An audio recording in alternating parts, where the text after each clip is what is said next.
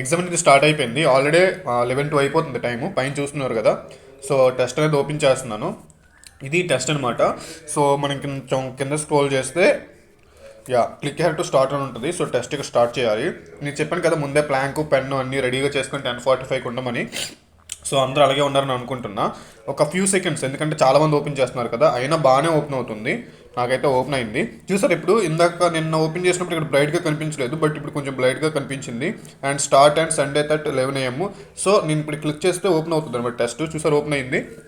So ఇలా open అవ్వగానే camera access అడుగుతుంది. నా ఫోటో కనిపిస్తుంది చూడండి ఎలా కొడుతున్నా. చూడండి. చూసారా, నా ఫోటో కనిపిస్తుంది, నా ఫేస్ కనిపిస్తుంది. So all good, open the form అనుకుంటుంది. సో కొడుతున్నా.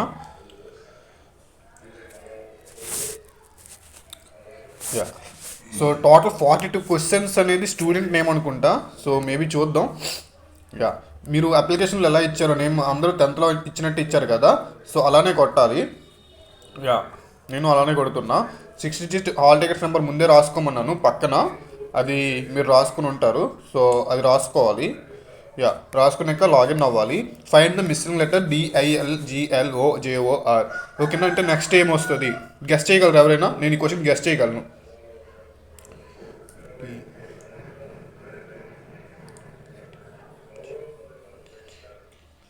ఫస్ట్ లెటర్ M వస్తుంది. సో MRU అనమాట దీని ఆన్సర్ అయితే.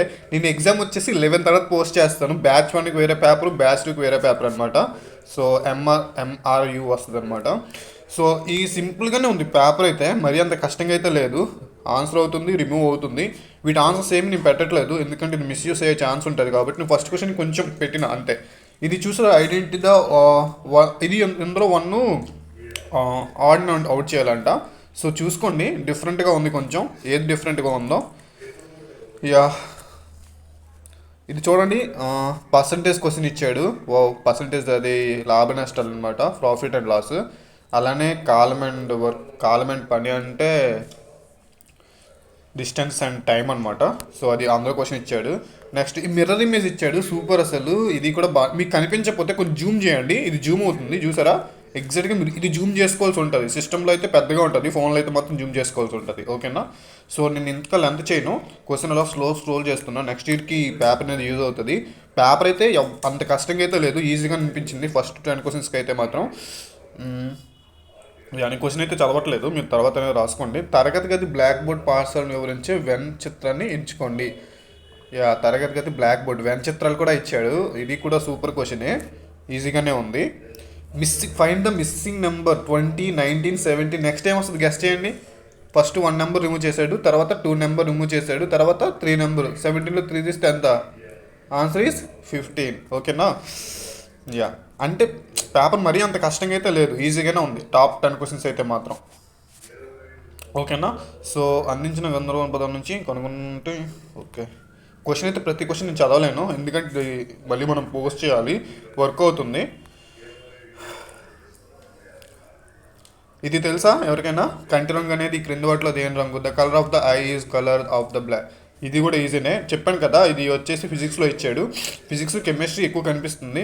జీకే, భారతదేశంలో ఇంగ్లీష్ను ఎవరు ప్రవేశపెట్టారు? మీకు తెలిస్తే మాత్రం పెట్టండి, తెలియకపోయినా మీకు ఐడియా ఉండేది పెట్టేయండి. సౌర వ్యవస్థలో అత్యంత వేడిగా ఉండే గ్రహం తెలుసు కదా, ఏ గ్రహమో? సన్నకి దగ్గరగా ఉండేది ఫస్ట్ది. నేను ఆన్సర్ అయితే చెప్పను, జస్ట్ చెప్తున్నా. ప్రశ్న గుర్తును పచ్చని మిస్సింగ్ నెంబర్ను కనుక్కోండి. చూడండి, ఇక్కడ 25,550 వచ్చింది, 250 వచ్చింది, 50,525 వచ్చింది. ఇక్కడ ఏం చేశారు తెలుసా? ఏం చేశారు?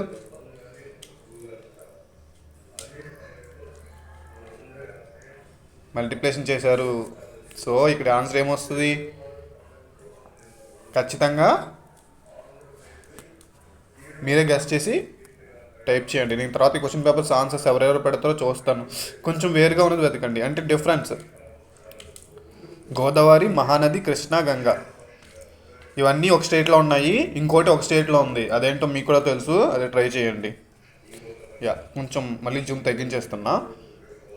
టీ మరియు కాఫీలో ప్రధాన క్రియాశీల భాగం నికోటిన్, శాంతఫిల్, కెఫిన్. వచ్చిందా కెఫిన్ ఆన్సర్. బట్ నేను ఇది ఎందుకు చెప్తున్నా అంటే ఆఫ్టర్ ఎగ్జామ్ అయ్యాక ఇది పెడతా, ఎందుకంటే ఈ పేపర్ నెక్స్ట్ ఇయర్ వరకు యూజ్ అవుతుంది. బట్ నేను ఇది ఏం టెస్ట్ చేయను. ఈ టెస్ట్ అందరికీ టెస్ట్ సబ్మిట్ అవుతుంది, ఓకేనా. సో డోంట్ వరీ, నేను టెస్ట్ కూడా సబ్మిట్ చేయను, ఎందుకంటే ఇది శాంపుల్ ఎగ్జామ్ కాబట్టి దీనివల్ల ఒక స్టూడెంట్ లాస్ అయ్యే ఛాన్స్ ఉంటుంది, అందుకే. యా, నిమ్మకాయలో ఉండే ఆమ్లం చెప్పండి, ఎవరైనా నిమ్మకాయలు ఏ ఆమ్లం ఉంటుందో? ఏముంటుందిరా? ఇదిగో చూడు, మా వాడు చెప్తాడు, 9th క్లాస్ స్టూడెంట్స్ చెప్తాడు సిట్రిక్ యాసిడ్ అని. సో మీరు చేయకపోతే వేస్ట్. పేపర్ చాలా సింపుల్గా ఉంది.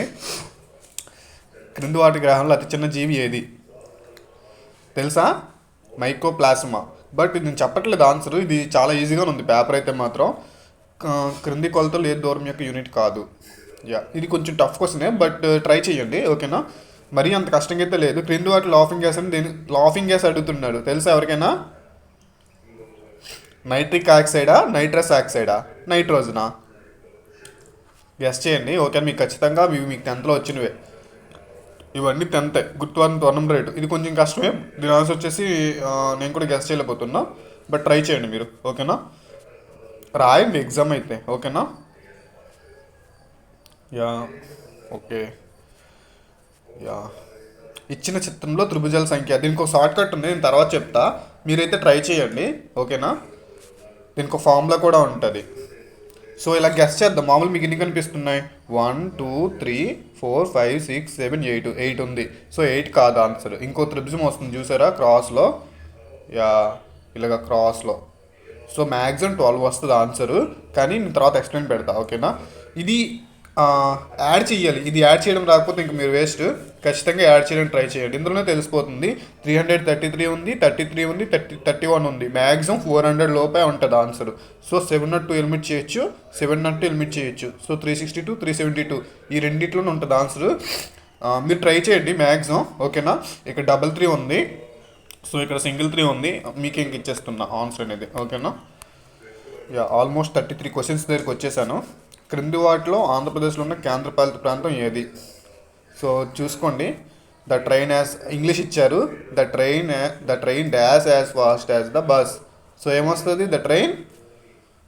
యా, అది మీకే అర్థమై. ఈజీ క్వశ్చన్ ఇది మాత్రం, ఓకేనా. యా, ఆల్మోస్ట్ క్వశ్చన్ అయితే ఈజీగా ఉంది. Some of angles around the main point equals. ఇది కూడా ఈజీనే.